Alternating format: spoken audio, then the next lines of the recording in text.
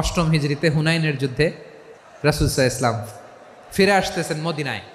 প্রতিমধ্যে বেলাল রাদিয়াল্লাহু তাআলা আনহু আজান দিচ্ছেন। কি দিচ্ছেন?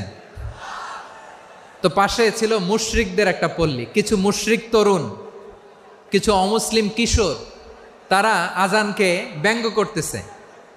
আমাদের বাংলায় মুখ ভেঙ্গানো বলে আর কি।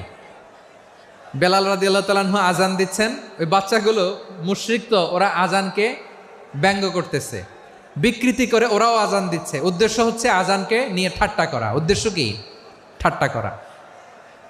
ব্যাপারটা মনে কষ্ট পাওয়ার মতো ব্যাপার না? কিন্তু বিশ্বনবী ওইখানে দেখেন কি খুঁজলেন। বিশ্বনবী খেয়াল করলেন অমুসলিম কিশোরদের মধ্য থেকে একটা কিশোরের গলাটা বড় দরাজ গলা, কণ্ঠটা বড় সুন্দর। খেয়াল করে দেখলেন যে কিছু কিশোর বেলালের আজানকে ব্যঙ্গ করে, বিকৃতি করে, কিন্তু একজনের কণ্ঠ দেখতে পাচ্ছেন না এত দূরে, কিন্তু কণ্ঠটা বড় সুন্দর।